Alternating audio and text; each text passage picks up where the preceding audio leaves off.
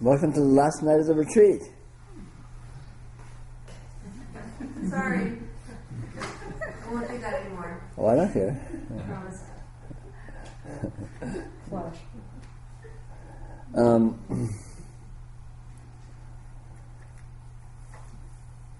So this is our opportunity to address anything that hasn't been addressed, to look at loose ends, to look at things that you've been all this whole time going, but what about, but you haven't said it. If you haven't talked much and you have stuff going on in your mind, feel free to talk. We're all friends, or we're all strangers and we don't give a shit, which amounts to the same thing, probably even better. So feel free to say anything you want. No secrets, no one else is going to care what you say. So, here we are.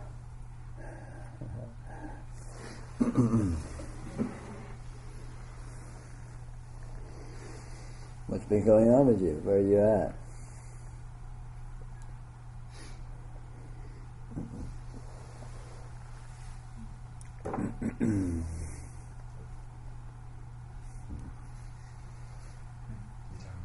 Loose ends. I feel like nothing but loose ends. Good. That's not a loose end. Loose end is something that seems to be something. Oh. They all got lost somehow. Yeah. Peter, when you use the word I, Yes. is it always a case of let's pretend? No, it's never let's pretend. I refers to infinite reality. Okay, so you speak from the position, so to speak, of radiant presence. Sure. So do you. Well, I don't remember yet. I had earlier today there was talk among several of the people about how to treat other people and things like that. Mm-hmm. The way that seems to me, when tell me if I'm interpreting this right. If I want to say two things. One, the only way I could go into that is to pretend that there's a me here now who can affect a pretend me in a pretend future. The only way you can go into what? I'm sorry, I missed something. Into like how I would treat somebody in the future. Okay, I see what you mean. Right. You know, I have to pretend that there's a pretend me here Right. now Right. that can affect a Right. pretend me in a pretend future. Right. Exactly. Okay, so that's so. You see, in other words, it's a hypothetical. It's an entirely hypothetical scenario. Right. So are conversations like that an attempt to, inside the system, to affect causes and conditions for the future, or It's a pretense at that. I mean, most human discourse, most human conversation is more or less in that category, and it's basically all fantasy that has not much to do with the actual event. which So is what fine. people are talking about and what they do are two different things, in other words. And what people think they're doing and what they do is two different things. And what people talk about and think they've done and what they did are two different things. Okay. So I'm new to this. In that conversation earlier, was there an unspoken agreement that we're just pretending? Maybe yes, maybe no. It depends. How about to you? It's not a matter of agreement. I can see that it's pretense. Okay. Whether you realize it, or whether you would in a conversation like that, whether you would realize it or not, Okay. it's pretense. I mean, the fact is, it's pretense. The fact is, it has nothing to do with any actuality. And the way that the participants in the conversation are relating to it is just the way that they are holding it in their imagination. So it's more imagination, which has nothing to do with anything. Okay. So there's always actuality of radiant presence, and it's always changing knowing in that it looks different. Yes, very good. And there is a constant in terms of a capacity, a knowing capacity or an intelligent capacity Yes. in which it occurs. Yes, it Which is what that. you speak from, and you say when you use the word I. Yes, And when I use the word I, typically, I think that I'm using, that I'm referring to an imaginary, right. a known imaginary on my part. Yet the change in perception or point of perception doesn't seem to have changed. To I didn't quite follow that last bit. actuality. I'm not sure I did either. You see, you always speak from actuality, whether you think you are or not. When you say I, what you really mean is actuality, whether you realize it or not. You may be pretending to yourself, unbeknownst that it's a pretense, that there's this I that is some entity that's you, that is definable in various terms and so on and so forth. But all that's just a fantasy. And fantasies don't speak. What speaks is actuality. As we've touched on many times during this retreat, the whole crux of this issue we're discussing, and so much of this, is discriminating between imagination and actuality, and noticing that they essentially have nothing to do with each other. In terms of the narrative content of imagination. Imagination pretends to be about stuff, pretends to be narrations that have actually something to do with the event, and they do not have anything to do with anything. The only thing imagination means is that it's there, it exists. And apart from that, there's no meaning content in it whatsoever, even though it will claim otherwise very vehemently, perhaps. And seeing that fact, which is already the case, it's always been the case. There is no other condition that can occur. Seeing that fact removes all confusion about all these issues. Now, I think I get that has to be the case. Yeah, sure. But I don't get a confirming experience that that's what I'm seeing. But you can. Is that just because there's so much noise? Perhaps you're distracted by noise, sure. But noise is just noise, and so again, it's not that there is so much noise, it's that you may be thinking the noise has some importance, and so you're giving it attention unduly or something. Right, Yeah. which would be just a matter of causes and conditions and habit, correct? Sure, Okay. yeah. A very simple way to see this is look where your thoughts come from. So when you're speaking, basically thoughts are appearing, and you're more or less voicing the thoughts. There's something along those lines, let's say. So if you were doing that, if some lesser I or little I was doing that, the thoughts would be coming from this lesser I. Look where your thoughts come from. I mean, so you're about to, the next words you say, right now they're nowhere, and somewhere they suddenly, the urge to say them appears, or the thought behind them appears, and then the words come. Look at where that comes from. Now, is there an answer to that? No. Okay. Okay. They're just proof. They're just like, they're just there, radiant presence. There's no contrivance. There's no process. Thought appears. Like everything appears. Like vision appears. Light appears and you feel the vision. What's putting it there? Where's it coming from? You can't answer that question. But it's actual. It's right here. Self-evidently the case. Thought appears. We all know that. We think thought appears in our minds. Sure. But just look at the phenomena. Just objectively look at the substance of the phenomena. It just appears. And when you speak, that's what you're speaking from. It may seem to have coherence. You may be able to form coherent sentences and, argue logical points and remember what was said and all these kinds of other things. But all of that, how that happens and the way that that happens is a complete mystery, because it comes from the unfathomable. So you can't possibly reverse engineer how it does that. I mean, that's a fairly simple experiment to play with. And you don't really necessarily see it all at once or see it all the time. Just play with it, poke at it once in a while, and you can come to see it more and more clearly from time to time. And ultimately really see that that's the case. Radiant presence shines from nowhere. And everything that appears in your experience is radiant presence.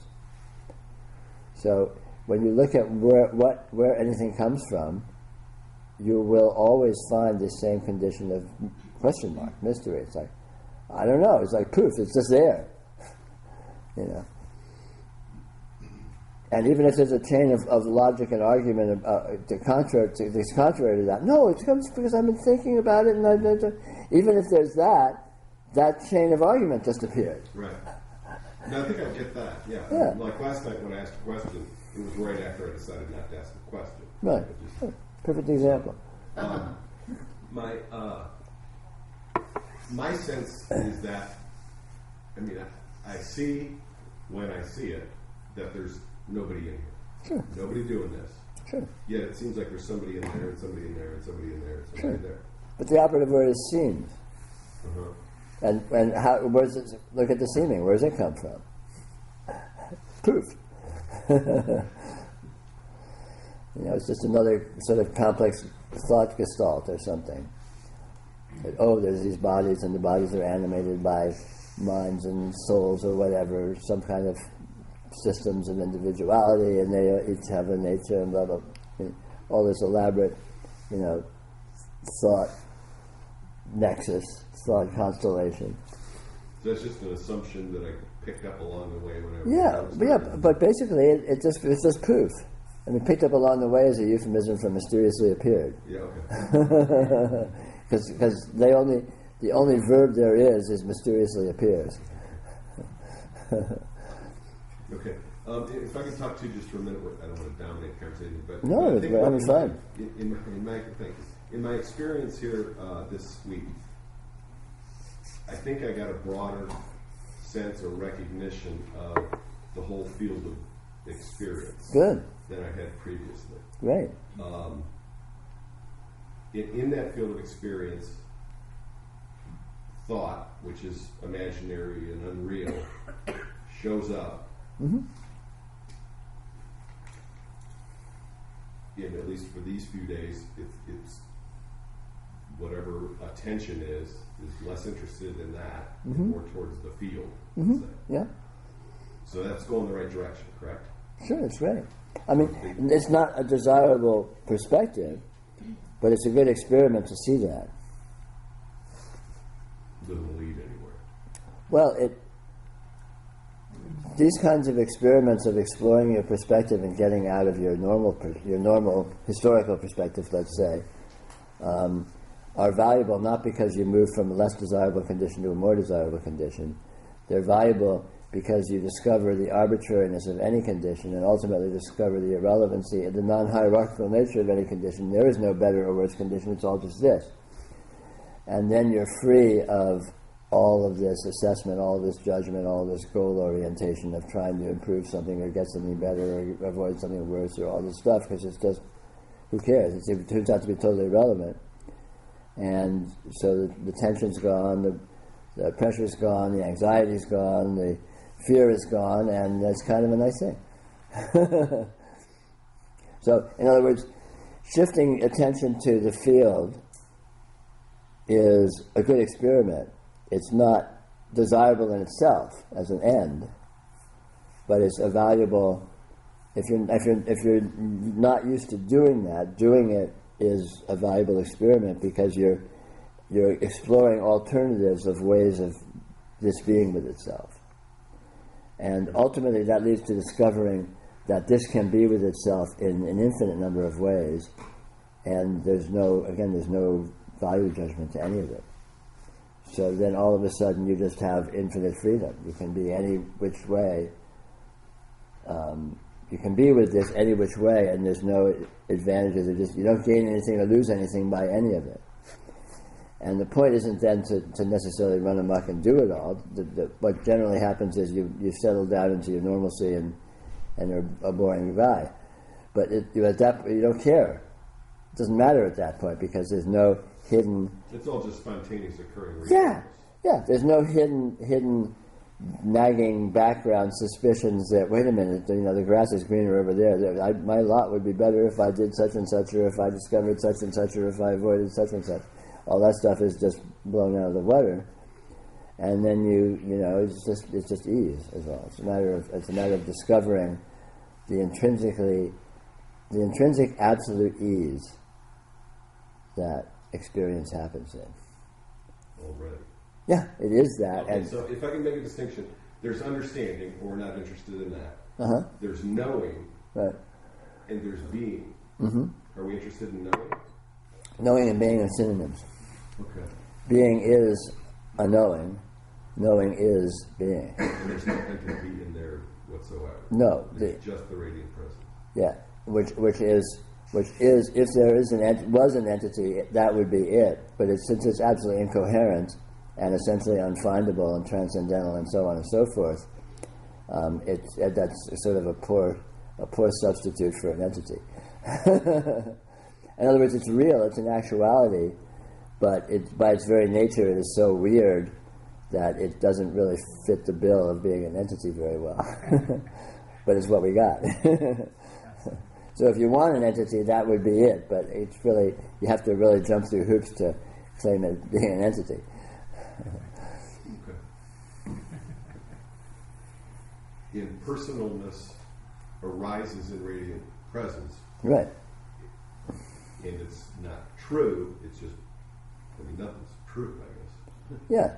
Or everything's true. Or real. I would make a distinction between true and real, but never mind. Yeah, those kind of qualifications. There's only one condition, and so those kind of qualifications, more or less true, more or less real, or just have no basis, because everything exists in the same way, in the same condition, made of the same stuff, so to speak. So there's no basis for distinction. And I guess since I typically don't recognize myself as radiant presence, Mm-hmm. am I to assume that there's a possibility that at some moment, there I am, radiant presence? At any moment. Because it's already the case. Yeah, It's just exactly stuff so. going on. Yeah, it's a matter of distraction and misplaced assessment, misplaced value judgments. Thinking things that aren't important are important, and thinking things that aren't important are important. Did I say that right? I included the alternatives. Okay. But, everyone always experiences radiant presence. Everyone always experiences the nonlinear, amazing, weird, what I call transcendental aspects of experience. But most people don't acknowledge the fact or give it much attention because it's too weird, it's too nonlinear. You can't think about it, you can't talk about it, it doesn't seem to have much to do with the human game. So we just sort of write it off as noise in the system. And so, most of our experience consists of noise, but since it's just noise, we eventually don't even notice that it's there. And when we do notice it, it's just noise, and so it's totally devalued. And meanwhile, we're putting all sorts of value in our semantic narratives and our interpretations and all that. So this is the only thing that impedes noticing. It is actually being seen, but it's typically being devalued as irrelevant, and that's the mistake. It's actually profoundly relevant, as is discoverable by investigation, by playing with it, by exploring alternative ways of being with it, and so on. And in fact, it's essentially exactly the opposite from what humans hold is important, because all the semantic chatter and content and narrative is completely irrelevant. So it's kind of a situation of black becoming white and white becoming black or something. Thank you.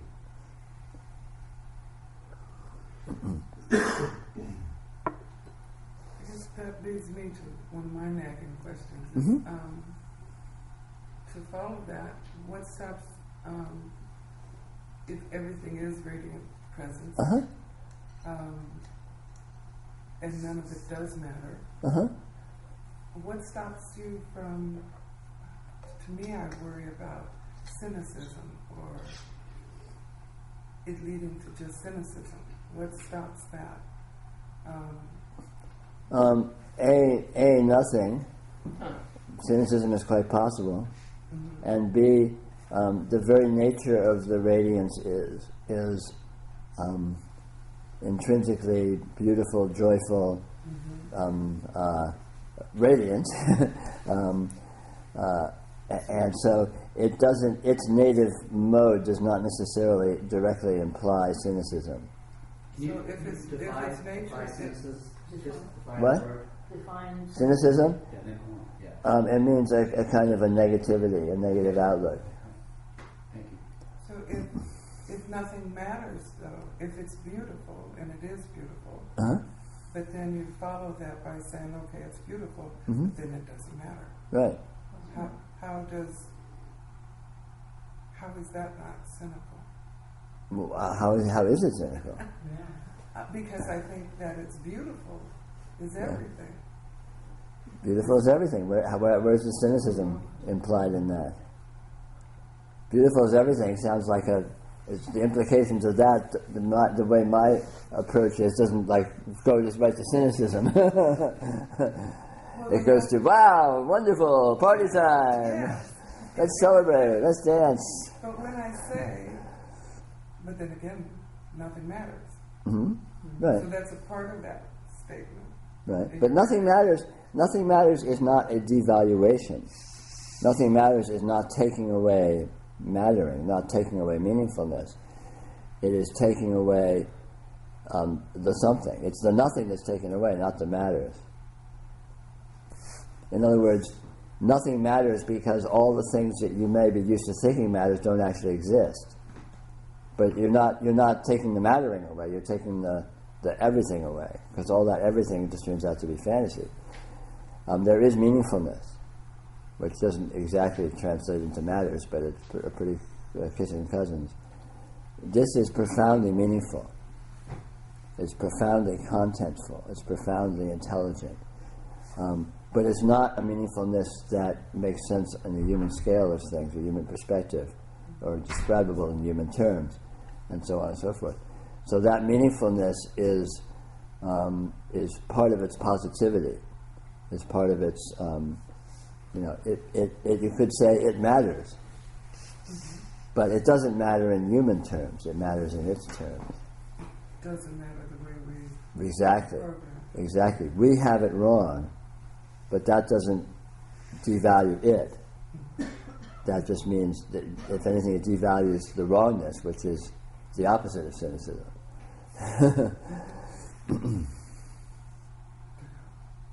Good. It's better not to worry too much about. That's kind of an abstract concern. If you can experientially explore the radiant presence to whatever extent you find yourself having access to it, it will show you what it is, and it will self-verifyingly communicate all these issues, and you will discover the positivity, you will discover the meaningfulness, you will discover the creativity, you will discover all these intrinsically positive aspects that it has. Again, not positive in human terms necessarily, but intrinsically positive in actual terms. And so all these kinds of questions are answered just experientially without needing to puzzle over them. I think I got hung up in the words. Yeah. Words are always gibberish. Go to the experience, and it'll solve all problems. Words can only make problems, not solve them. And they don't even make real problems. They just imply that there might be problems, and then if you take that leap, you can say, oh, there's a problem here. But you just find it into existence. Not into actual existence, but into an implied existence, kind of a virtual existence or something. Yeah. So I want to go back to this afternoon when you weren't reading, Maria wasn't there, Mhm. tarot cards. I didn't understand that. I chose to just say, okay, I'm here, I'll take the reading to have something to do with me. Right. And I listened to it in that way, but I didn't really understand those words. And Which I'm not sure exactly what we're talking about. you said, I said, what, it doesn't make any difference that we're here. And you Oh. said, well, I'm not here and she's not being, or something like that. I didn't, Right. Well, that way of putting it was too much analysis, too inaccurate. In other words, you know, you were phrasing it of, wasn't it going to have an impact on the reading that all our energies are here? Something like that, right? yeah. Well, I just said, will it? Yeah. You know, I mean, you were raising that issue, and that cannot happen because it's not at all accurate or actual to talk about your energies being present, to talk about those things. The way things are is not actually describable at all in those terms.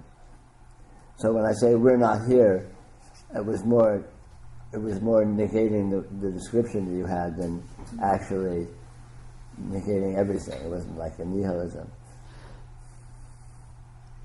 In other words, it's not like the way you described it. And then I didn't bother to go further and say what it is like. I just Well, I mean, because you were, I didn't, you were doing something else. Yeah. It wasn't important. No, I still sure. don't totally understand. I mean, I guess, we're all part of the same field, or no. See, that's the point. We're not. It's weird. It's weirder than that. It's inconceivably weird. You alone are here. There's no one else here. There's no one impinging on your field. There's just your field. I alone am here. There's no one else here. There's no one impinging on my field. It's all my field. Now, the fact that those two statements are completely mutual, or contradictory, make absolutely no sense, is irrelevant. It's true. Then how do you know that? Huh? Because it's the case. How? Why? How do you know that? There's no how. How anything. How does the sky blue? How does gravity work? Look and see. I can only see that I exist. Exactly. Right, but you said... So how do you know that? Huh? How do you know that? That I exist? Yeah, you're saying you exist. How do you know that? Because that's the only thing that's happening. Okay. Right. There you go then. Right, but you're saying that each No. person in here... No. It's, You it's, did. You just I said. said it, but you have to get the context. If you exist, then it's like I said. I don't know that you exist. You might all be fantasies of my imagination. I can't know you exist, but I'm working with you as if you do. Okay. So you're giving me the benefit of the doubt. and so I'm assuming you're real and you actually exist, in which case this is the case. But that wouldn't make sense either. No, it doesn't make any sense. It just happens to be the case. Because if my thoughts aren't coming out of my head, Right. this is in a separate body, Right, this is just one experience, right. then my body has nothing to do with the experience. It just happens to be in my experience. Yeah, exactly. Therefore, because I think there's a body over there, Right.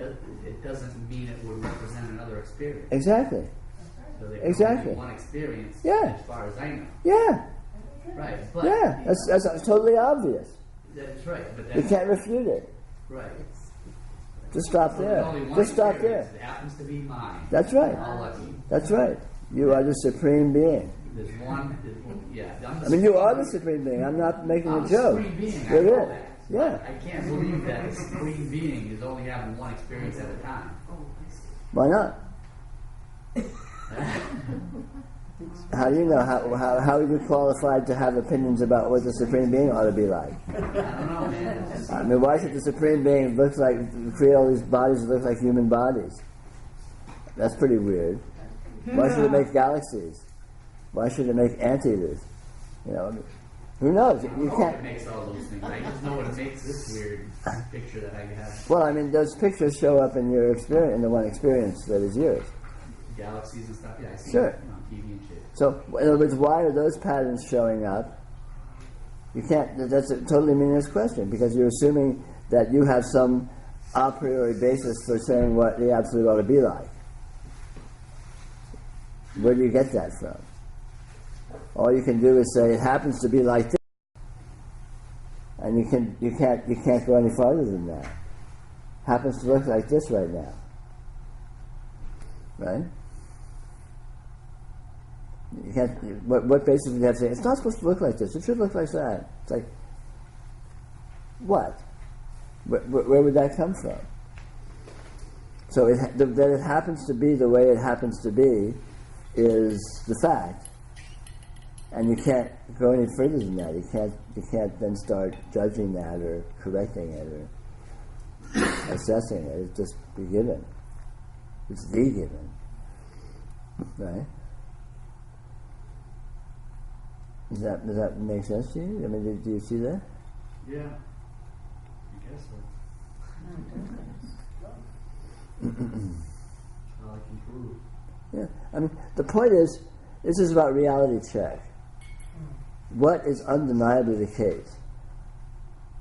Okay, your experience, for you, is undeniably the case. And again, I'm positing that maybe you exist. For me, my experience is undoubtedly the case, and that's the only case. But I can hypothesize that your experience also exists, and hence all of this event and this chatter and all this stuff.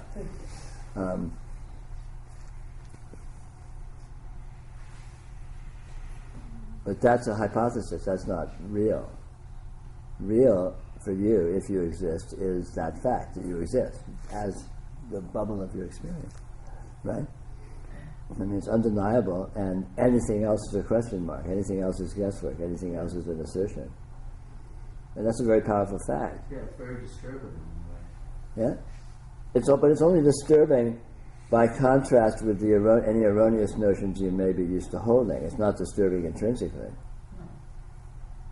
In other words, it may be disturbing by contrast with the way you may have thought it is, erroneously. But that's irrelevant. The problem there isn't the way it is, the problem is the way you thought it was. See what I mean? In other words, actuality is not the flaw. The mistaken way you may have taken it is the flaw. And that's where any weirdness comes from.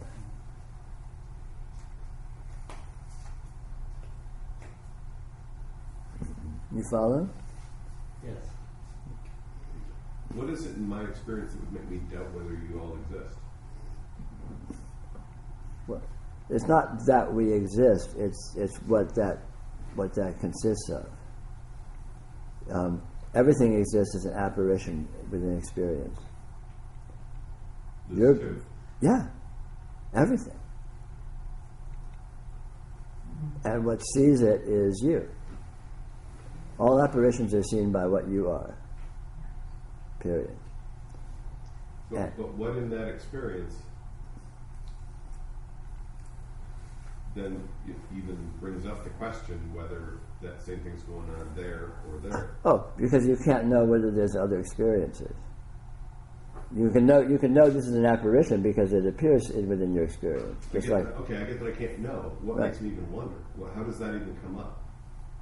I don't know. It's just a hypothesis because these apparitions behave as if they might behave very similar to the way your apparition behaves, and your apparition is most intimately and obviously associated with your awareness. So you may hypothesize that their apparitions, our apparitions, may be associated with a similar awareness that you know for a fact exists, but you can't know for a fact it exists elsewhere or otherwise. But you can't not know either. Sure, it's just a question mark. Yeah. It's just a matter of, it's hypothetical, so you just can't know. So how important is that in consideration on the paths? Not in the least. Okay. The main importance is to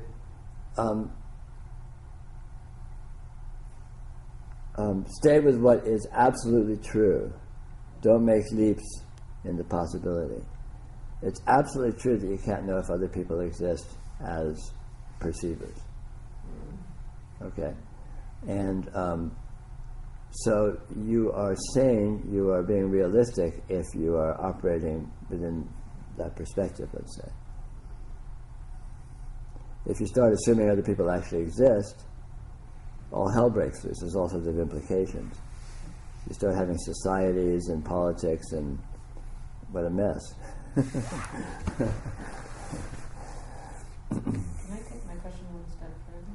I'm sorry, sure. Because so then I wonder what is the purpose, or what's going on when somebody's reading the I Ching or reading tarot cards or reading astrological charts or whatever. Right. What's that? If I exist, you know, I can give you, you probably exist or maybe don't, and I have no idea. I Right. would never know. Right? What's going on in an interchange that's about like predicting or Okay. The interchange is not actually an interchange. The interchange is simply intelligence embodied in form. All form embodies intelligence. All intelligence shows up in forms. When everything is meaningful. For example, everyone's body is a different shape, and each shape has a flavor that you can call it a meaning. It may be very nonlinear and irrational, and you can't say what it is, but it's something. And likewise, things like the I Ching and cards are forms, and those forms embody meaning else as well. Now, when you do a reading, you're playing with those forms and playing with the meaning that is implicit in those forms. And whether you think it's other people involved, the other people are just forms, and there's meaning involved with that, and you're playing with it. It's irrelevant whether or not they exist, because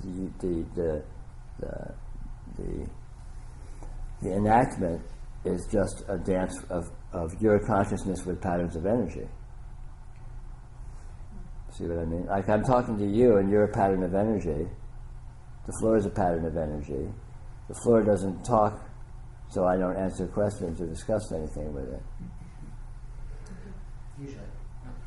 Yeah, no, exactly. Except for when it does. No, good point. Good point.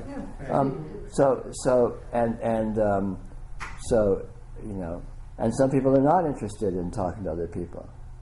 Some people would rather talk to the floor, and that's viable too, because you can interact with energy patterns as embodying meaningfulness, embodying intelligence in any way that you are drawn to, that you're motivated to. I mean, you can think of a dream. In a dream, there's no one else there but you can have all sorts of very meaningful apparent exchanges with all sorts of beings and situations. Because it's about the pattern of energy and the meaningfulness, not about whether or not there's anyone actually there. See what I mean? And even if you know it's a dream and you know no one's there, say you're lucid in the dream, you can still do it. Because the patterns are interesting. The patterns involve meaning. It's like an enactment of a kind of a dance or an art form or something. What have you? Do you see what I mean? I think so. So the cards, like, there's a meaning that you can draw from them. Sure. That's just, and then it furthers something, whatever that is. Well, it's not a matter of further something. It's just more of the same. There's a meaning from the cards. There's a meaning from apparent people around you. There's a meaning from the room you're in. There's a meaning from the weather outside. There's a meaning from all the patterns and energy forms that are showing up in your experience, which colors the flavor of the whole field of experience to embody really profound and subtle, stews of meaningfulness. And these are all dynamic, and you interact with them all dynamically. It's kind of like a dance or something, or an art form, or I don't know, like these kind of ways of looking at it. It's kind of like when if you've ever met a person who can kind of look at the sky and tell you, because they're familiar with the weather in their area, and they can tell you with good approximation what that evening's weather is going to be like. Or an artist who says, I'm waiting to see the image come from the rock or the piece of wood, and that's a conversation because there's an interaction of energies there. So, but that's loosely put because there's no two separate things, obviously. I would say interaction with patterns of energy rather than interaction of energy. Right. But that's what you are anyway. So there's Exactly. really two things. Exactly. It's just So I do it with different bits of information than the tarot cards. Yeah, you do it with everything. All functioning is that. Okay. When you're hungry and you go looking for food, it's that. You know, when your phone rings and you pick it up and there's a voice on the other end and something happens, it's that. Right? When you decide what clothes to wear in the morning, it's that. It's all, you know, patterns of energy that have degrees of flavorfulness or meaningfulness or, you know, embody intelligence in some ways. And you dance with it all. It's your nature to do so. Your nature is expressed through this dance and explored through this dance. Sort of intrinsically and irrationally. It's not obviously something you necessarily think about in most cases. If something arises, you're drawn to it. Yeah, all that. Just all interaction with patterns, with experiential patterns, which obviously includes anything and everything. Your interactions with your own body, your interactions with inanimate objects, your interaction with other beings, anything. Your interaction with the weather, you know, all these kinds of things. They're all just patterns of radiance in actuality, either experiential patterns. Right. It's an interaction with yourself. Yeah, it's all interaction with yourself, you could say, sure.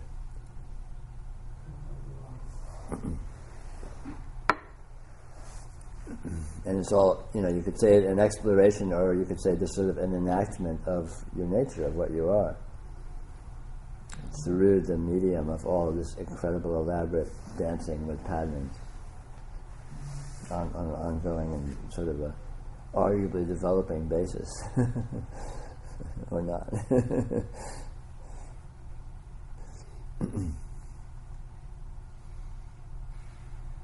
Seems like there might be a difference if you interact with another human being. If you think there's actually an experience happening there, like there's someone behind the eyes, you know. Sure, that might be a factor. It almost seems like you might be more selfish if you think there's really nobody there. Sure. Or you might be more selfish if you think there's somebody there. Right. Then you have someone to take care. I think that I guess back right around there. You might, in other words, if you think there's someone there, you might get defensive to defend yourself from them. If you think there's no one there, then you don't give a shit. So you can be lucid and more easy. It's like the way you might behave in a room if you think you're alone, or where you might behave in a room if you think you're being observed by somebody. It might color the way you behave, not necessarily in one way or another way, but just generally. You more have to be yourself if you think you're the only one in the room. Or Exactly, maybe so, sure. But it's complex and subtle. It's all just different modes of exploring energy possibilities. Which is all this is. I mean, this is radiant presence, and this is radiant presence exploring itself through what we call experience, through your being you in the context of whatever shows up for you to be you in, and all that enactment. And in some sense, that's what that is. Not in some sense. This is the only thing that's happening here, and it is the meaningfulness that is happening here. Don't even know how to close this window up there. That's what we're trying to figure out. Because Did you check these lights? no, that doesn't work. It's over here. Yeah, there it is. And it has a picture of it closed. And it just makes the noises, doesn't it? No, you just have to wait. It's very slow. Takes It is moving. There it goes. It's closing. It's closing. Thank you. Closing. All right. Just go. Now.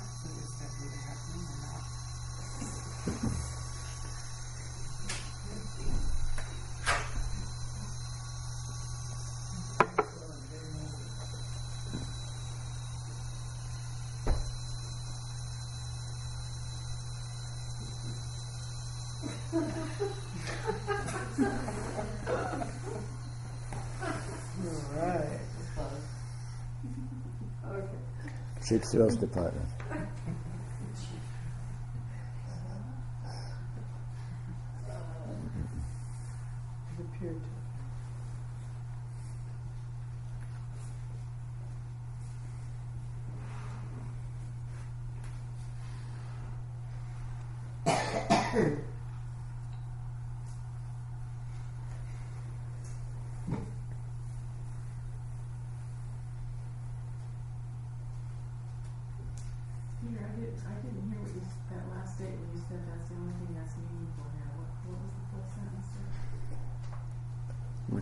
the radiant presence exploring itself, or let's just say engaged with itself, as everything that we call all event that occurs within experience. So everything that happens, everything that you seem to do, everything, all event is just the radiance engaging itself. So things matter to the extent that I think that I exist. No, things may seem to matter to the extent you think you exist. They don't actually matter. They matter the way that they do, intrinsically. Yes, but what I mean is that to me, Right. to the thing that still thinks there is a self. Right. So the Well, whatever that whole worldview is, whatever that, what you think of yourself, and you think that this, and you think that, and you think, and so you've got this whole pattern of the way you're holding things to be, and that defines what you think is meaningful or not. And it all exists only in your imagination.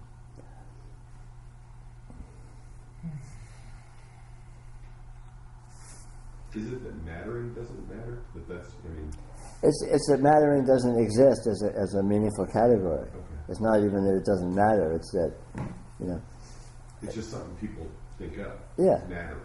Yeah, we pretend there's something. We pretend there's mattering, and we can contrast mattering with not mattering or lesser mattering, and all that's just imaginary and made up. There's no actual mattering that's different from some not mattering. I mean, you remember, the criteria we were discussing earlier for how to recognize imagination. Anything that seems to be something that is to any degree whatsoever differentiable or definable. And so mattering seems to be something. It's not mattering. And so by that, so right away you know, this is just a fantasy. So I was sitting out here earlier, and looking that direction. Mm-hmm. In the field of vision, we could say there was trees and all kinds of different trees and sky and Sure. all that kind of stuff. But it would take thinking to make it a bunch of different trees Sure. and a difference between sky and trees. There was Well, yes and no. okay. There is intrinsically infinite differentiation, but there's no actual trees and sky. The labeling of the trees in the sky creates trees and sky that you get defined into existence by taking arbitrary groupings or sets of the differentiations and saying, this set of differentiations a tree, that set of differentiations a sky, that set of differentiations a cloud. But the field of vision in this case is infinitely differentiated from itself anywhere, everywhere. Uh-huh. And every portion is different from every other portion. Every portion is different from itself if you look closer, and every portion is different from itself in the next instant because it's all morphing. So this, the actual energy pattern, let's call it, of the radiance is infinitely differentiated and infinitely unstable. That's objectively true. That the difference can be grouped into objects that are different from each other is where defining an imagination sets in. Right. So in the seeing or the being of this, it's back to matter. It doesn't matter. Right? What? I mean... all the different distinctions. Right. Yeah. There's no problem with drawing distinctions. There's just this and no apartness from it. Yeah. And if you draw distinctions, it doesn't actually create any apartness. What the problem is, if you create distinctions and then believe they're objectively true, you can confuse yourself. It can be called insanity or delusion or various other things. But that's not even really a problem. But it may seem to be more problematic than not. If you know that your differentiations are arbitrary, then you're not hindered by it.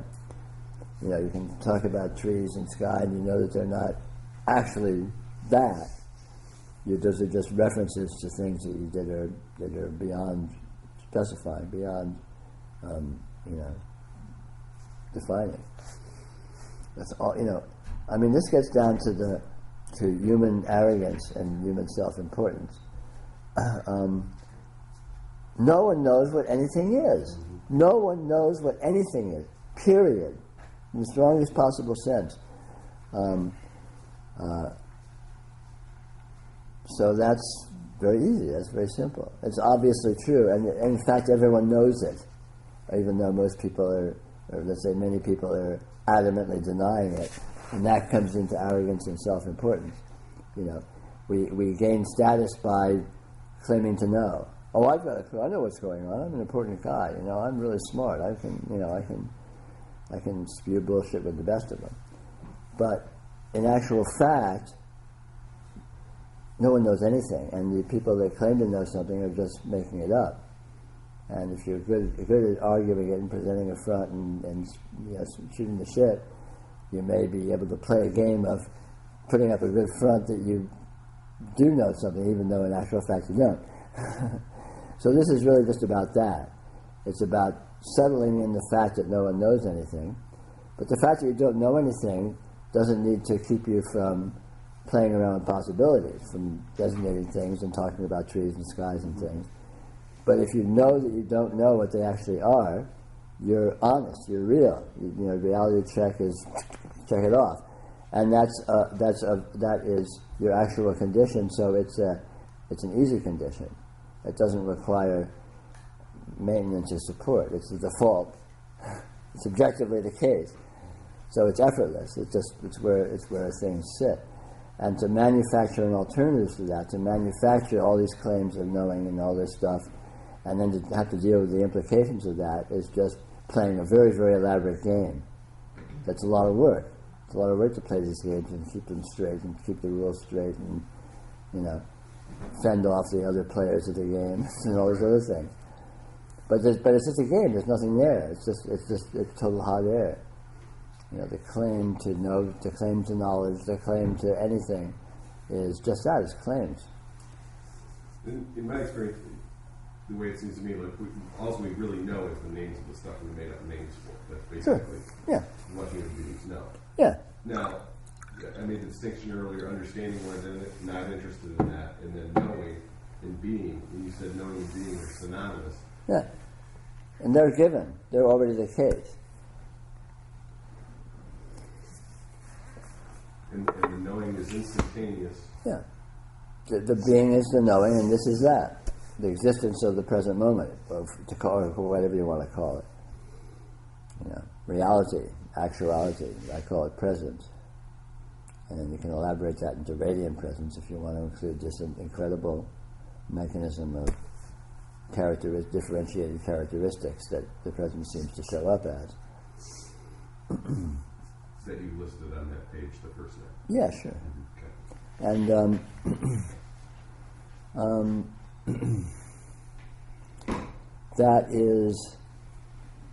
that's a given. It's not something. It is a knowing. It is a being, but it's not a knowing that needs to be known. It's a knowing that is known.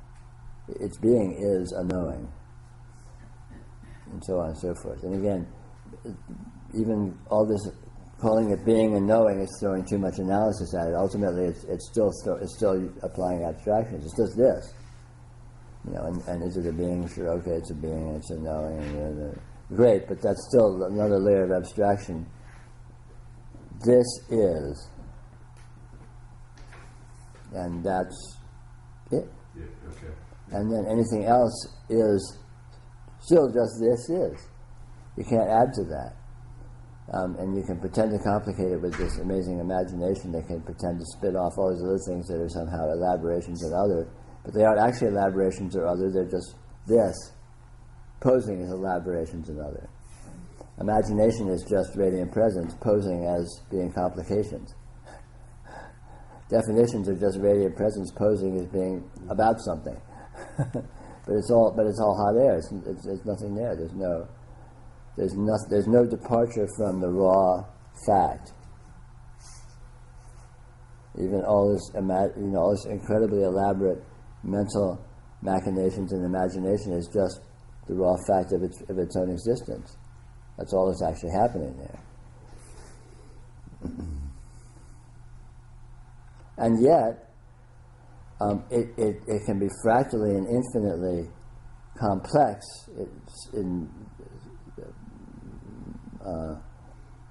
appearing, let's say, because it is an embodiment of such intelligence, such functionality. So effortlessly, all these complexities appear in call it the patterning of the radiant presence. All these incredible fantasies, all these incredible intellectualizations, all this incredible differentiation, and all that just poof. But all of it is just the raw event, and there's nothing actually there other than that. And all these elaborations aren't actually elaborations of anything. They're just the intrinsic nature of the raw event, that it can seem to be that.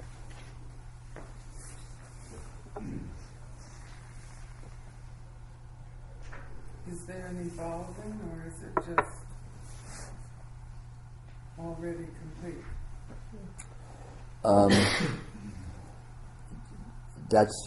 It's too much analysis. It's not like that.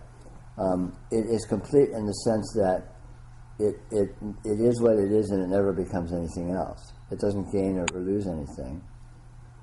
But within the range of its infinite apparent patterning, all sorts of things can happen. That's what I meant by evolving. I mean, yeah. You can take the phenomena that, evolutionists study as evolving in life forms and, single-celled to these complex humans in the future, and you can look at, the mineral kingdom and vegetable kingdom and animal kingdom and all this incredible different range of elaborations of forms that seem to appear within the energy. So in terms of the appearance, it can be said to be evolving, or at least changing radically. But nothing is being gained. This is not becoming more this by doing that, or less this for that matter. This is this, and this that is doing this, and this that is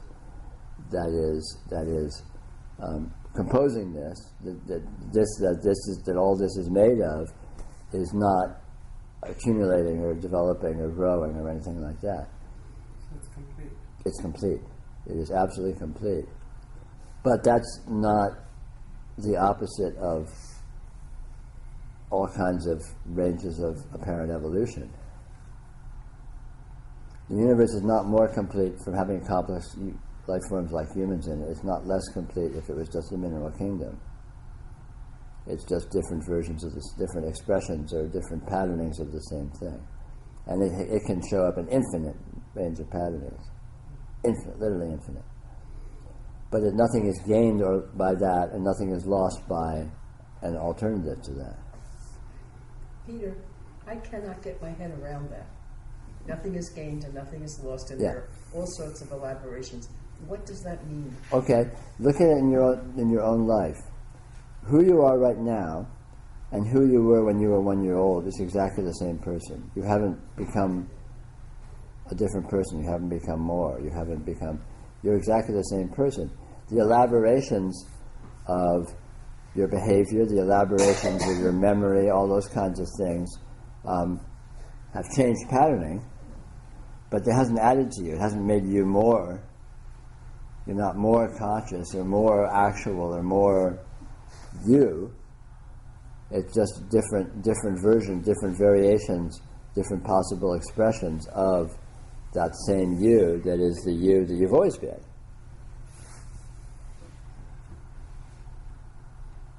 Do you follow that? Yes, I do, but where my problem then would be, I truly can't remember that I, as a, like, say, 1 month old or... Okay, that's fine.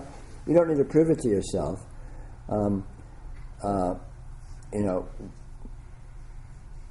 Just, be with it empirically. Just feel yourself right now, and feel yourself at some other time, and you won't. It's just you. It's just full. It's full being. It's a full field of experience. It looks different. Yes. It has all sorts of different attributes, but it's just still a full field of experience. Okay. Thank you. and it's always full, but it can look like anything. You know, you go to sleep, and all of a sudden you're not seeing and hearing and all these other things, but there's no sense of loss. It's still full. It's just changed its complexion. It's changed its sort of range of flavors or something. Changed its palate, you might say. But it's not a loss. It's not like something has been shut down. It's just a change. You close your eyes, and it's not like a sense that your field of vision is seeing any less. It's just seeing whole different bandwidth or range of characteristics. Yeah. So in that sense, nothing is gained or lost. All right. You know, and there's a time, but when you couldn't speak English, and now you can speak English, but you weren't stupid before you could speak English. Being able to speak the language just gives you a different way of interacting with your intelligence, but the intelligence is a continuum. The intelligence is just there.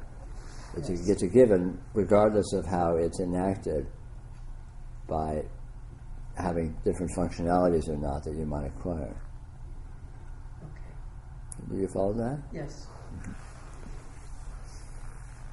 And again, you don't need to prove this stuff or verify this stuff. It's not really important. But you can see that what this is exactly how it is, and it always is that. This is always this. Actuality is always actuality. And it does never become more actual, it doesn't become less actual, even though it continually changes the way it presents, what it looks like, so to speak. Thanks.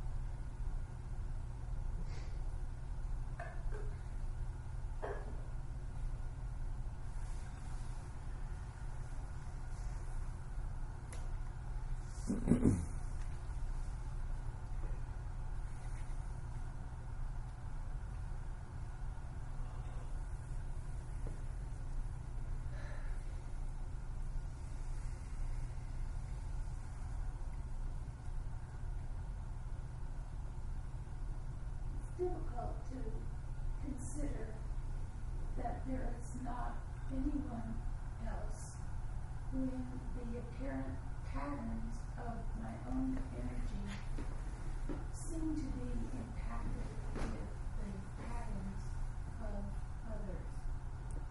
Well, your energy is impacted by all energy patterns. Your energy is impacted by rocks. Your energy is impacted by rain. So there's nothing but others in that sense. There's nothing but interactive energy patterns.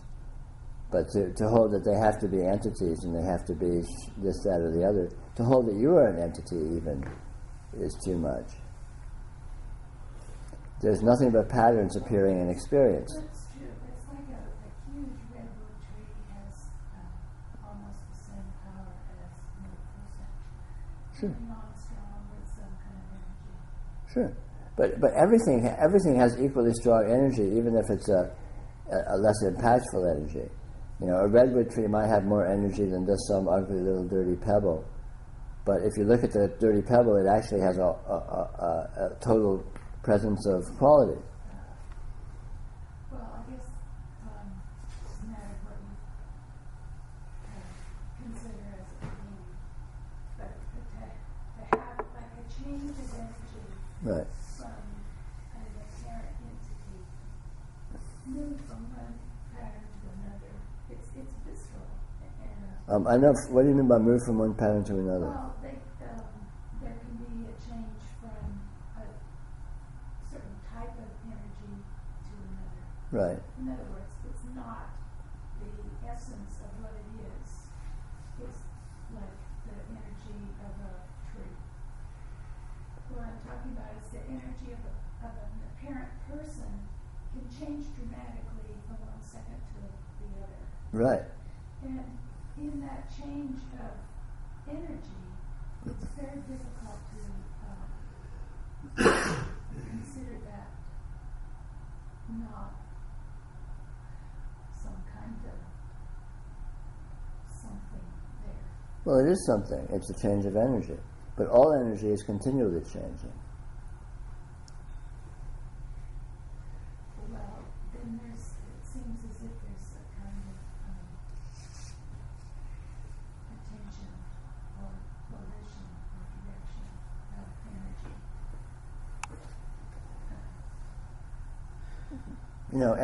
energy.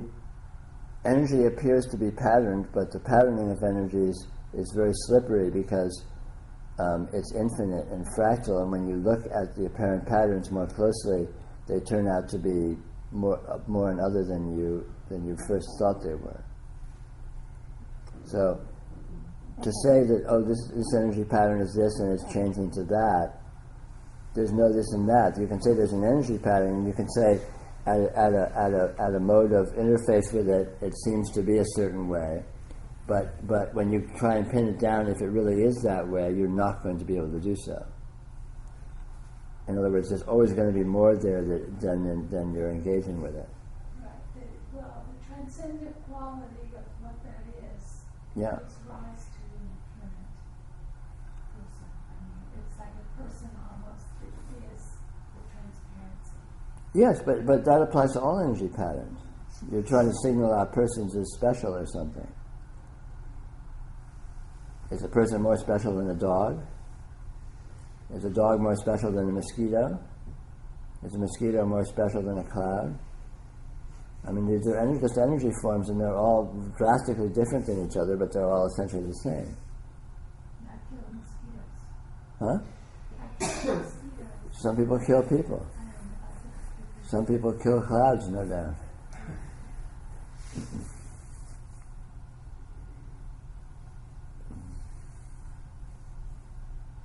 Well, it's the same kind of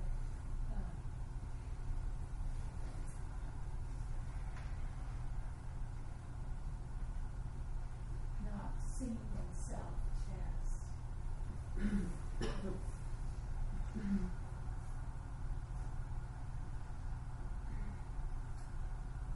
not seeing self in self and other. Yeah, but self is just more energy patterns appearing in experience. Your body is an energy pattern appearing in your experience, just like my body is an energy pattern appearing in your experience, and your thoughts are an energy pattern appearing in experience, just like my words are energy patterns appearing in experience. It's all exactly the same. I mean, it's all different in the instance, but the event is the same, and your thoughts appear as objectively within experience as my body appears objectively within experience. They're all objects. There's no subject there, and the object is patterns of energy, and the patterns of energy are dynamic and unresolvable. And anything you find, even something that seems to be a self, is just going to be a pattern of energy that's an object appearing within experience. I mean, think of a dream. In a dream, you can have you can have really intense interactions with apparent people, and you can have objects around you, and the people feel very different than the objects and all that. But they're all they're just energy patterns of the dream. There's no people there. There's no objects there. They're just energy patterns. And the very nature of energy patterns is that they imply meaningfulness. They imply these flavors. They imply this, content or whatever. But that's just the inherent intelligence of the radiance itself. The energy patterns themselves are not inert. They are meaningful. They are vehicles of intelligence, of call it meaningfulness. Well, just leave it at that. And you can't say what that is, but it is observable. So we're actually imbuing someone else with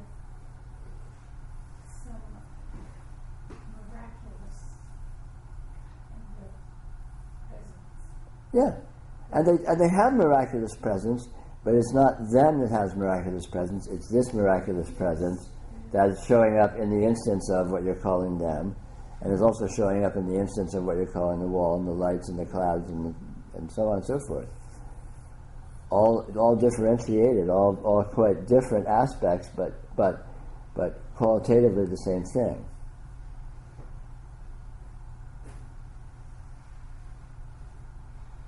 Now, in a dream, a person appears in exactly the same way that a car appears, and they feel different, so on and so forth, all sorts of different implications and flavors and all that, but they're actually the same thing. They're just dream apparitions.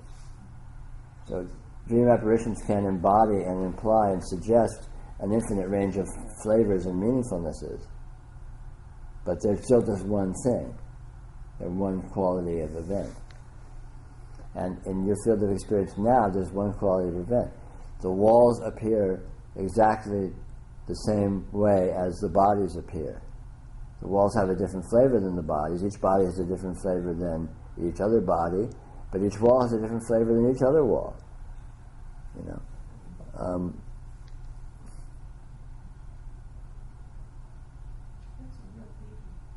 it is. But look at it. Look at it.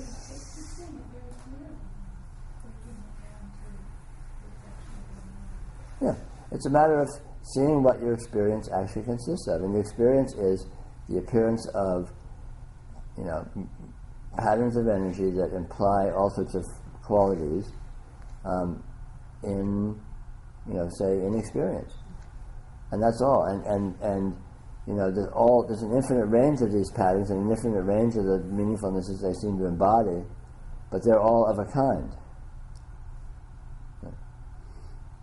And to draw conclusions about these separate patterns as if they were different is to leap to conclusions. Because the range of meaningfulnesses they can suggest or seem to imply is infinite. But it's all the same kind of event.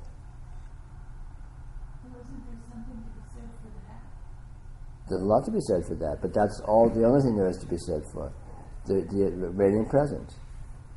That's what there is a lot to be said for, radiant presence, which is the appearance of all this intense patterning, dynamic patterning, embodying intelligence as experience. And that's it. That's the biggie right there. That's what this whole retreat is about. Is noticing that, and noticing that the primacy and in fact the uniqueness of that event. That's the only event that's happening here. The only thing that's actually happening here is radiant presence, i.e. the appearance of, call it energy patterns as experience. Period. And all other content and narration and interpretation is just fantasy, which is itself radiant presence. Doesn't add to the radiant presence, doesn't elaborate it.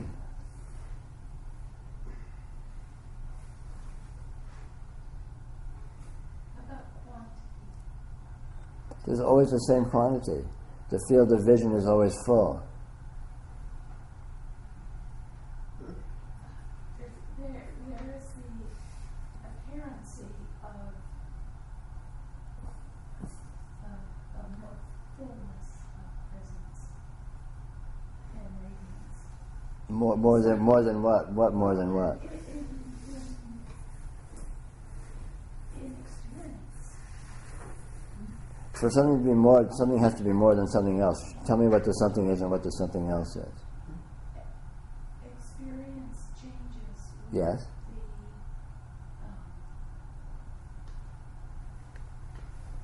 the recognition of a change, which is like, say, fullness. The experience changes continually, but it's always full.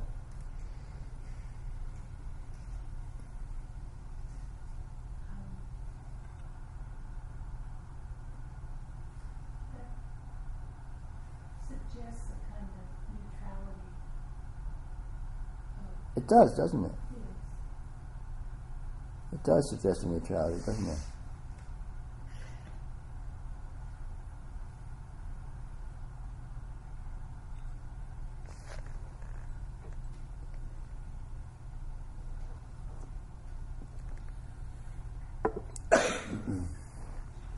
If there's only one thing actually happening, and it doesn't gain or lose anything, it doesn't ever become more itself or less itself, even though it can present as inconceivably wildly different apparent aspects, then it's kind of neutral, because it's not gaining or losing anything. It's a hard habit to break up, to let go. Maybe so, yeah. You know, to seeing other people somehow as impacting you, Sure. the story of me. That's Sure. like, But it's possible to see that the basis for all of that hypothesis is just the presence of experience. You know that there's other people because you're experiencing them, and when you say that you're experiencing them, what you really mean is you're experiencing light and sound and so on and so forth. And so when you look at that, then you realize that people are relatively an abstraction. The light and sound is the actuality. The people are conclusions that you have abstracted based on the presence of light and sound patterns, let's say. I mean, I'm oversimplifying, but so when you look and see, when you look at the abstractions and you say, are the abstractions really part of the pattern or not? And it isn't really. They're additional. They happen in their own, in their own. When I see you, and I see the wall behind you, I'm seeing you in exactly the same way and exactly as much as I'm seeing the wall. It's the same light. It's a different range of shapes and colors, let's say, but so what? There's nothing but different range of shapes and colors. So light is light, and then I can abstract, but just different patterns of light maybe means different qualities of objects and all that, but that's all abstraction. so I get this on some level, but I'm not there at perceiving things. No, don't worry about it. It's okay. I mean, that you're even playing with this or considering it is interesting. It's fascinating. But generically, it's a matter of looking at what is experientially undeniable and looking at what is hypothetical conclusions based on that experience, because they're two different things.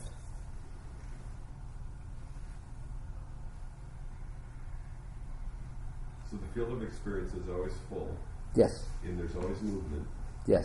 and everything else is abstraction. Everything else is thought. Yes. And thought is just movement Right. of the field within the field of experience. Thought isn't a special category. That thought is a special category is itself a thought.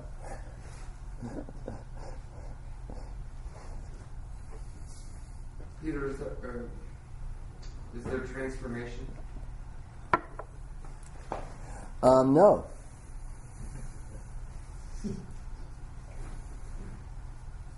Or you could say there's nothing but transformation, but it's not a transformation of any gain or loss. It's just a continual morphing, which you could say, is transformation.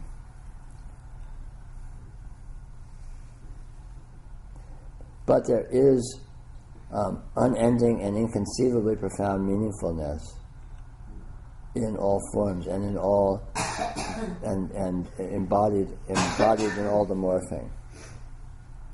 So the transformation is, the continual morphing or change or dynamism of the patterns of energy is not just, mechanical and devoid of content or something. It's profoundly meaningful. It's like a symphony or a great philosophical diatribe or something like that, where the form embodies great profundity that develops. Not develops in a linear way of increasing or anything, but just develops, as in morphs, as the forms morph. So it's very contentful in the sense of meaningful. It's very profound. It's not just, inert. Forms are meaning. Forms are intelligence. and not just meaning intelligence, but inconceivable meaning, an inconceivable intelligence. Intelligence, just so radically beyond the human scale of things as to be, inconceivable. And that's already what's happening, and that's what you are already.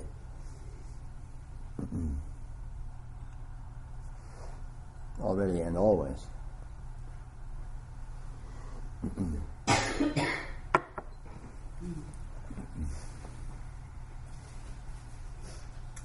have a question. I don't know how to put this one. This is our daily seeing, with open eyes, and the meditations.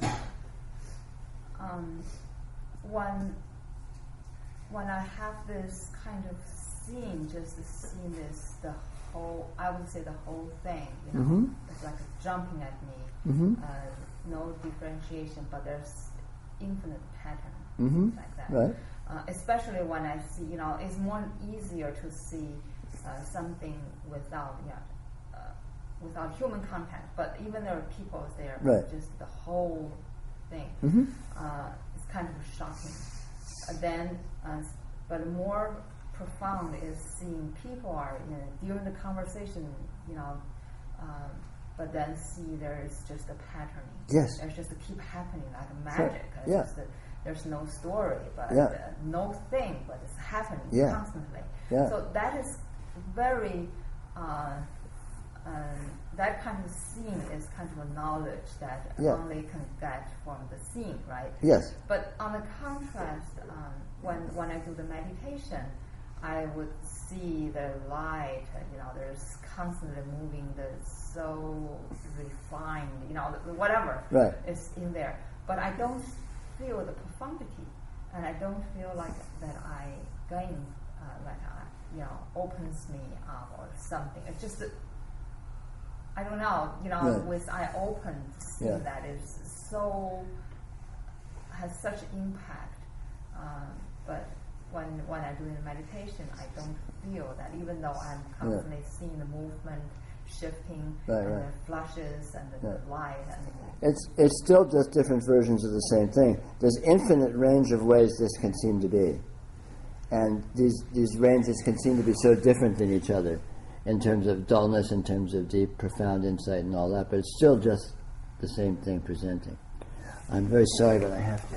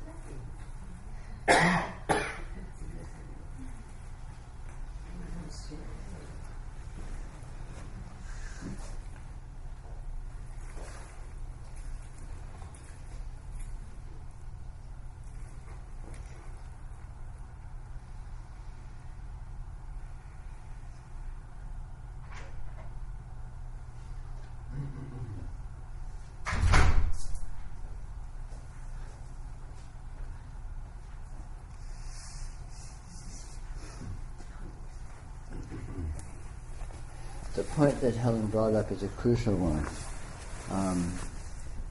Deep insight, dullness, meaningfulness, stupidity, these are all just radiant presence. Radiant presence can look like that. And it's not, it doesn't gain anything by looking one way, it doesn't lose anything by looking another way. Sometimes, and it dynamically appears in all of these various modes, unpredictably. Sometimes there's deep insight, sometimes there's dullness, sometimes there's distraction, sometimes there's being caught up in abstractions. So there's just all these different modes can present, but they're all just radiant presences modes that it presents in. And there's no hierarchy of value. We play a kind of a game in spirituality where insight is better than dullness. Seeing it is better than confusion. And to whatever extent you can take advantage of that, you can play that game. That's fine. And if you get advantage from playing that game, that's fine too. But in actual fact, nothing is gained by insight and nothing is lost by dullness. It's just the same thing. There's only one thing happening here, and it's always just that one thing happening here. And it's never better or worse, just different. But on the other hand, once you realize the truth, you are free. Yeah, but you're always free. You know you're free, but you're free even when you don't know you're free. It's still just radiant presence. And by all means, realize the truth and be free. But when you do that, you won't have gained anything. And when you're sitting in dullness, you don't lose anything. About the meditation, seems like in a lot of spiritual search people or whatever the teaching place a lot of emphasis on meditation, the sitting meditation, right? Just to sit or whatever the meditation, counting the breath or concentration or forget about the thinking, or forget about yourself. Blah, blah, blah. It's all has something to do with the form of the meditation. So what do you see, how important the meditation? I think that what is important is investigation of an experience, which can take the form of something you could call meditation, or it can just take the other forms. But I would say what's important in this game, in this quest, is intelligent, sensitive engagement with experience. And if you do that by sitting down quietly in lotus posture, that's fine. If you do that by going for a walk in the woods, that's fine. If you do that by playing computer games, that's fine. Whatever works, you're still exploring experience. The important thing is not what form it takes, but how intelligently you do it. Sitting in meditation, if it's not intelligently done, is just a boring activity. Playing computer games, if it's not intelligently done, it's just a boring activity. You can, I'm sure, achieve realization playing a computer game, because it matters how intelligently and sensitively you're with the experience. And you're always with experience. When you're meditating, you're not more with experience than when you're, arguing with somebody. Arguing with somebody is just as much experience as meditating is. The difference is, the only meaningful factor is how intelligently you're engaged with it. When you say the intelligence, does that mean instead of looking at the form, but you see the subtle energy? Yeah, by intelligence I mean inherent intelligence, which doesn't mean what you're thinking. It means presence. Engaging with whatever. Yeah, engagement. And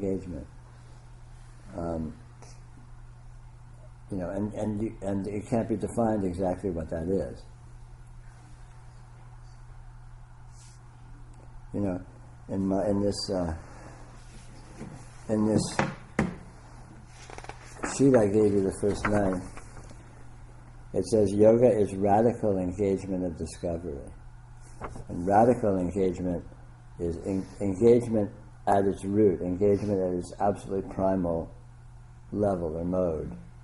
The basic phenomena of engagement is discovery. It discovers what it is. It explores itself. The engagement discovers engagement by being engaged.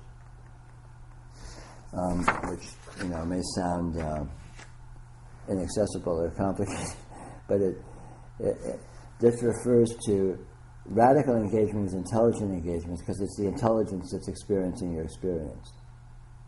See what I mean? What's experiencing your experience is a profound intelligence. How you see the field of light, let's say right now. I keep using vision as an example, and of course that's completely arbitrary. But anyway, let's use sound. How you perceive the field of hearing. That's magic. It's magic. Yeah. Yes, and that magic is the exercise of intrinsic hyperintelligence. That is intelligent engagement. So being with your experience on the primary radical level of its occurrence is also the most intelligent way to be with it. Being with it on a level of abstraction and thought is a very stupid way. Abstract thought is stupid. It's slow, it's ponderous, it's linear, and it's like using a mechanical typewriter with one finger at a time as opposed to some high-speed data transmission line, that transmits gigabytes in nanoseconds.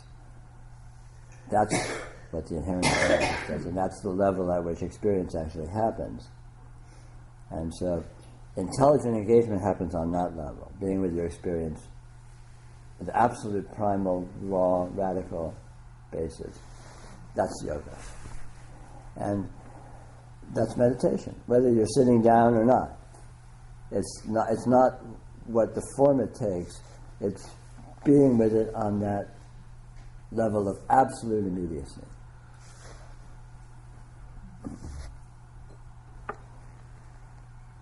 And you can say that, I could say that's meditation.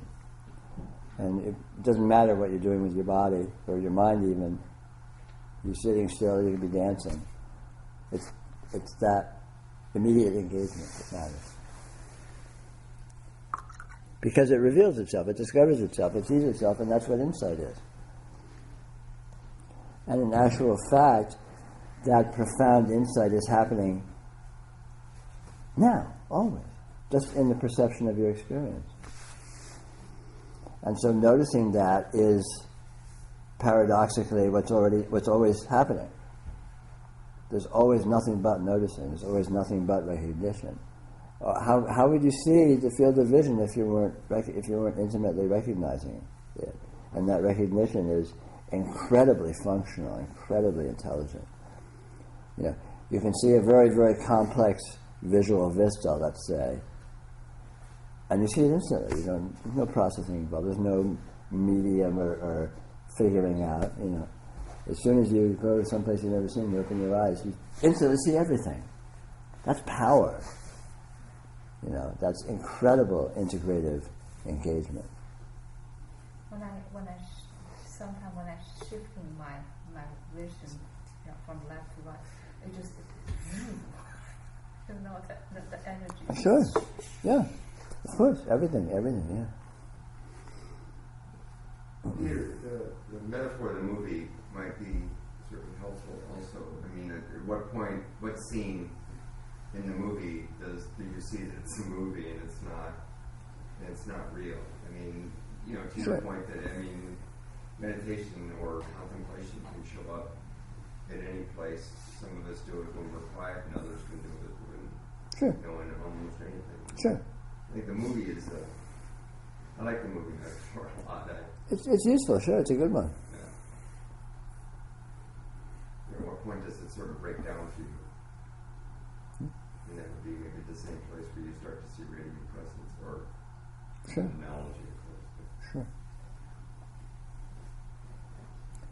And you see that it's a movie by engaging with the full phenomena instantaneously. And then it becomes obvious that it's just light on a screen. When you let yourself drift off into partialities of plot line and emotional projection and so on, you're not as intimately engaged explicitly with the full detailed field of the presence of the phenomena. Or when the acting is bad, or when the plot line is bad. I mean, and Yeah. I find myself in many situations like that where I just think, what an absurd plot is in front of me going on here, or Yeah. how people are behaving or acting. I mean, it's Right. But a movie with a bad plot line and a movie with a great absorbing plot line is exactly the same phenomenon. Sure. I'm looking for weaknesses, points of weakness to sort of bore in, and those points of weakness for me are the revelation. They're the easy way. Yeah, Otherwise sure. I get sort of swept up into it as much as the next. Yeah, well, you find it where you do. You find it where you can, but it's always in the instantaneous fact of all this right here, right now. I mean, ultimately, that's what it boils down to. Whatever your ingress mode seems to look like, it's just that flash, that instantaneous flash of this is here. Bang. Sometimes when we're interacting with other people, there's a boring plot line.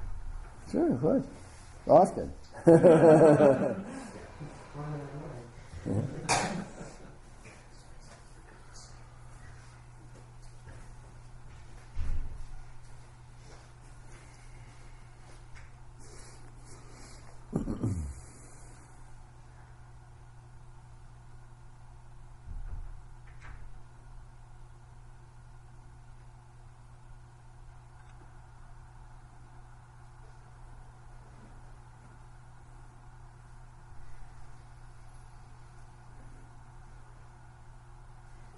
So, if there's like a boring plot line when you're interacting with some, is there some way that you can use it as an avenue to see that the other person is energy versus this being that you think you've identified? Well, you can use it anyway because the seeing of energy is irrespective of plot line, of course. Right. The person isn't more or less energy if the interaction is interesting or not, because that's on a level of abstraction, of interpretation.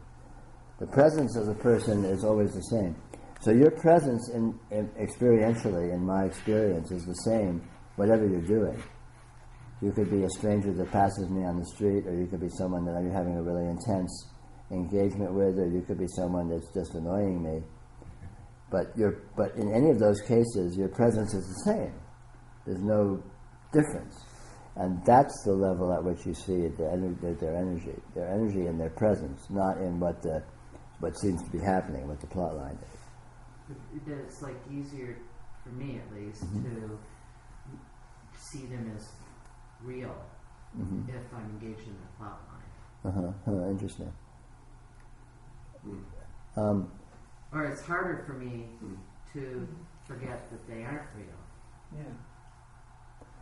Well, I don't think I don't really follow using this qualification of real versus not real. There's the reality is the actuality of their presence, their being, they're appearing in your field of experience, and then everything else is an abstraction and is essentially unreal. So.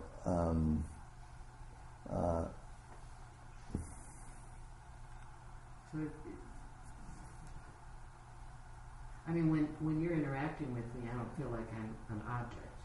Right. Right. So I know that even though you're seeing me equally as a stranger on the street, Right. on some level, that somehow your interaction is like that, isn't like as if I was an object. And I think that's where my fear is if I go deeper into this, people will become cardboard in some way. An object, objectification per se is not diminishment. It doesn't make someone less. That's part of the fantasy. When we're used to relating to things in terms of our interpretation, we think that's where the meaning is, and we think that just their apparition is somehow like a cardboard figure or something. It's not like that. Your physical presence in my experience is like a symphony. I mean, you're just, you're shrieking incredible volumes of meaningfulness, of implication, by your flavor. And yet there's nothing like a person involved in that. It's just your presence as a form. That chair does the same thing. But that's not to diminish it. That's not to devalue it. On the contrary, that's its most profound value. And in fact, abstracting it, you're such and such a person, and you're kind of like this, and all that other stuff, abstracting the plot line actually diminishes the quantity and quality of meaningfulness that's just present in the form.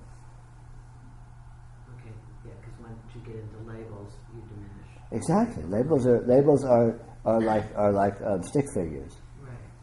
And the absolute richest presentation a person has is just in their physical presence, in their experiential presence. And then all what they say and how they say it and what you think about it and all that is all layers of diminishment, rather than the other way around. As human beings, in terms of our normal sort of consensus worldview, I realize that that's sort of the opposite. Right. Values assigned to that. But in actuality, experientially, it's the opposite. To see them as radiant presence, you have to see them as mysteries, as unsolvable, unfathomable mysteries. Yeah, and infinitely rich, infinitely dimensional, infinitely contentful. I mean, just, seas of profundity. I mean, because so there's no opportunity really for prediction. I mean, it's just No. meaningless. I mean, it can't work. Yeah, and you have to step that down radically into simplifications in order to even get to a range of being with it that you can hold as being anything at all. So to follow up on what she was saying, I'm wondering, so you see a symphony, which I understand. Do you sometimes see an opera or a jazz show? Oh, sure, all that. Yeah, symphony is just a metaphor. So that's what I was wondering when she says when a person has certain Infinite range. So do you respond? I don't know how to say it. To the person, a person who has a personality, based on, like, do you respond? Okay, this one is an opera. This one is based on how they're acting. Yeah, when you are in your maximum efficiency, when you are being most engaged with reality, you're dancing with the symphony, or opera, or whatever. That's what the response is. And it may seem that you're saying this and I'm saying that, and so we're exchanging a simple give and take of ideas, but it's not like that. It's much, much richer and more subtle than that, just in terms of presences and dynamics and movements and moods and flavors and all that, which is all subliminal and irrational, but actual. And so when you have that, then what happens to things like the hair and the glasses and the clothing? And That's all just aspects of the music, like little tiny themes. It's part of your symphony, like the clothes and the glasses that you choose to wear is part of your symphony because it's part of your flavor that you choose to wear them, and you happen to have those instead of something else, which reflects your nature, your mood, your current status, all these kinds of things very directly, and of course non-verbally and non-rationally, but not devoid of content. I mean, there's just volumes of meaningfulness in that. And all experiences like that, not just people. that's the beauty. Yeah. That's Yeah, it's endless, it's infinite, endless richness just in an immediate flash of experiential presence in an instant. Across the board. And all our subsequent classifications are oversimplifications and a denial of that richness and that incredible fullness. Or not necessarily denying it, but ignoring it, skimming over it.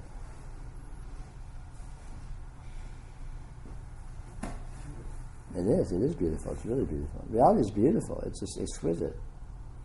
You know, it's so luscious.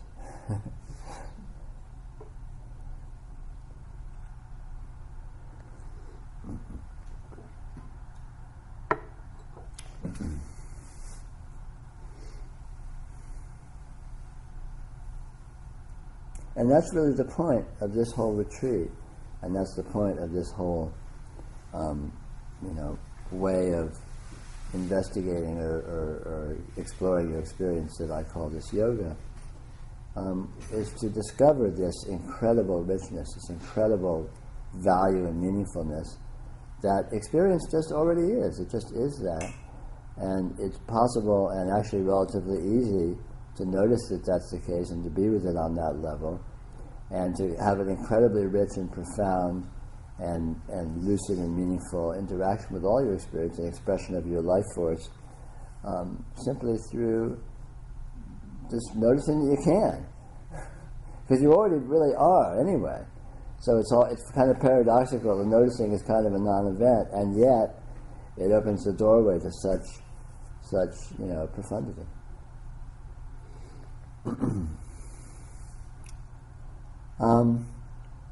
I'm going to let that be the closing words of the retreat, because it's pretty damn good. I don't think I can come up with anything better. So thank you all very much for attending here. I've enjoyed it immensely. I feel like it was a huge success. Whatever you think, that's your problem. And I hope you had fun. I hope you found it valuable in some way, or at least interesting. It was rich and wonderful. Good. And ask for more than that, I guess. Anyway, tomorrow there will be a meditation at 9. It'll be a brief meditation, and it'll be quiet. You'll be on your own devices, but just be with this and play with it, explore it. Right now, if you are interested.